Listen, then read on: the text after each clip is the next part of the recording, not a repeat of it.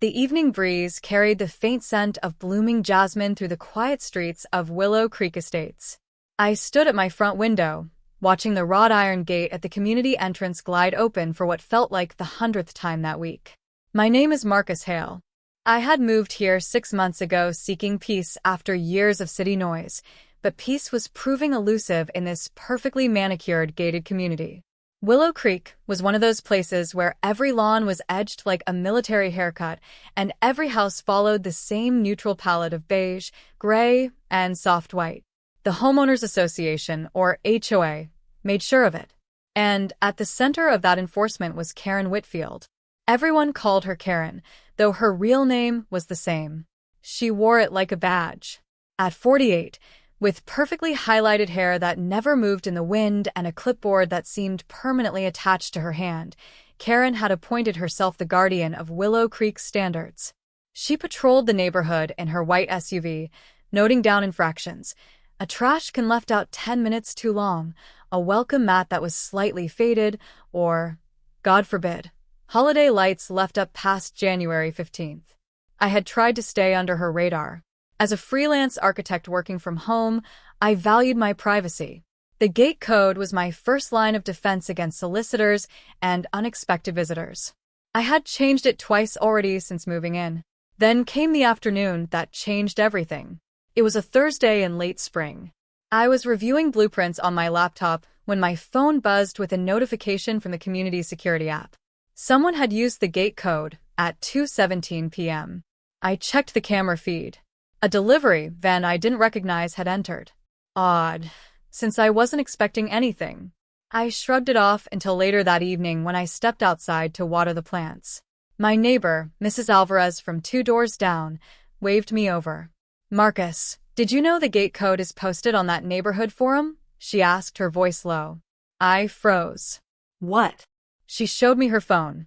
There, in a thread titled "Helpful Info for New Residents," was my exact gate code, posted by none other than Karen Whitfield. The timestamp was 3 days earlier. She had written, "For everyone's convenience, here is the current guest access code. Please don't share it outside the community." My blood ran cold. I had never given her permission. In fact, the HOA rules clearly stated that security codes were private and should only be shared directly with approved guests. I called the HOA hotline immediately. The recorded message said complaints would be addressed within 48 hours. I followed up with an email to Karen directly, polite but firm. Her reply came within minutes. "It was an honest mistake, Marcus. The code needed updating anyway. No need to make a big deal out of it." An honest mistake? The code had been changed only 2 weeks prior, and I had never shared it with her. She must have gotten it from the management office or through some other breach. Either way, she had exposed it to over 180 households. That night, I counted 7 unknown cars entering the gate using the code.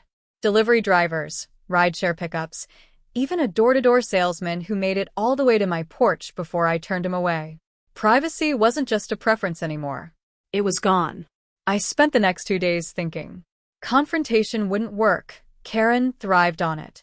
She had a way of twisting every complaint into proof that she was the only one who cared. Reporting her higher up would likely result in a polite investigation that went nowhere. The board loved her because she handled the dirty work. So, I chose a different path. On Saturday morning, I created a new post in the same neighborhood forum where Karen had leaked my code. The title was simple: Community Directory Update. In it I wrote, "Hello neighbors. Following recent discussions about accessibility and quick communication, I've noticed several residents struggling to reach the right people for concerns. For your convenience, here is Karen Whitfield's direct cell number. She is our dedicated HOA liaison and has generously offered to assist with any community matters 24/7. Feel free to reach out to her directly." I attached a screenshot of Karen's official HOA contact information that she herself had posted months earlier, her full name, phone number, and email. Then I hit post. Within an hour, the post had 30 likes and a dozen comments thanking me for being so helpful. I didn't stop there. I printed small, neat flyers, the kind you see on community bulletin boards, listing Karen's number under the heading, HOA Emergency and General Inquiries, Karen Whitfield. Always available. I placed them on the mailboxes near the pool, the dog park, and the clubhouse, making sure they looked official. By Sunday evening, the neighborhood group chat was buzzing. Someone had forwarded my forum post to the larger email list. The first call to Karen came at 7:42 a.m. Monday morning. I know because she called me right after, furious. "What the hell did you do?" she hissed. "Good morning, Karen. I'm just making sure everyone has access to HOA support, just like you made sure everyone had access to my gate code." "You think this is funny? I've already gotten 6 calls this morning. People complaining about their neighbors' wind chimes." I kept my voice calm. "Sounds like you're very busy doing the important work you love." She hung up. What followed was a slow, cinematic unraveling of Karen's carefully constructed authority. The calls kept coming. Mrs. Alvarez called Karen at 9:15 a.m. about a suspicious package on her porch. Mr. Patel from the cul-de-sac called at 10:30 because his sprinkler was spraying onto the sidewalk. A teenager whose parents were away called at 11:47 asking if it was okay to have friends over. Someone even called at 1:03 a.m. the next night because their motion light was flickering. Karen's white SUV, once a symbol of vigilant patrol, began appearing less frequently. When it did roll through the neighborhood, it moved slower, almost hesitantly. I watched the shift from my window like scenes from a documentary unfolding in real time. Residents who had once avoided eye contact with Karen now waved at her with knowing smiles. A few bolder neighbors started leaving polite voicemails. "Hi Karen, just following up on the gate code incident." One evening, I sat on my porch with a cold drink as the sun dipped behind the hills. The gate opened and closed with normal frequency again. I had changed the code the same day I posted her number, and this time only shared it with 3 trusted neighbors directly. The forum thread had mysteriously disappeared, but the damage to Karen's peace was done. She finally showed up at my door on a humid Wednesday evening. No clipboard this time. Her usual perfect hair had a few strands out of place. "Marcus," she said, her voice tight, "we need to talk." I invited her in but left the door open, a subtle reminder that this wasn't a secret meeting. She declined the offer to sit. "This has to stop," she said. "The calls are nonstop. I've had to mute my phone at night. People are calling me about everything." I nodded slowly. I know the feeling. When my gate code was public, I had strangers driving through at all hours. Delivery people ringing my doorbell at midnight. It felt invasive.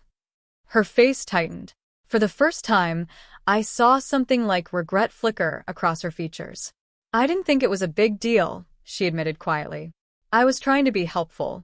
New residents were complaining they couldn't get in when guests came." "Helpful would have been asking me first," I replied, "or posting a note that the code had changed and directing people to contact management, not broadcasting it to the entire community without permission." She looked down at her hands. The silence stretched between us, broken only by the distant sound of children playing in the cul-de-sac. "I'll take the post down," I said finally, "and I'll ask people to stop calling you for minor things. But I need something in return." Her eyes met mine. "From now on, security information stays secure. No more unilateral decisions. If you have a concern about my property or anyone else's, you talk to us directly first, professionally, before escalating.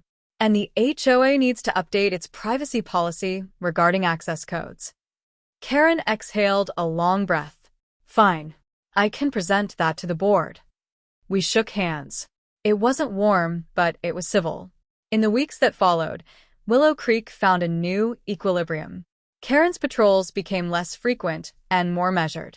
She still enforced the rules, but she did so with slightly more restraint. The neighborhood forum became a place for genuine neighborly help rather than passive-aggressive complaints. I changed my gate code one final time and shared it only through the official management system with proper verification. Residents adapted. Some even started a small group chat for verified neighbors only, an organic solution born from the inconvenience. One golden afternoon in early summer, I was walking my dog along the community path when Karen passed by in her SUV. She slowed down, rolled down the window, and gave me a small nod. Not friendly, exactly, but respectful. I nodded back. Sometimes the best revenge isn't loud or destructive. It's simply holding up a mirror and letting someone see how their actions feel when turned around. As the sun painted the houses in that perfect Willow Creek light, I realized the community hadn't just protected my privacy, it had reminded all of us that respect works both ways. The gate wasn't just a physical barrier. It was a symbol of the boundaries we choose to honor. And in honoring them, we had all found a little more peace.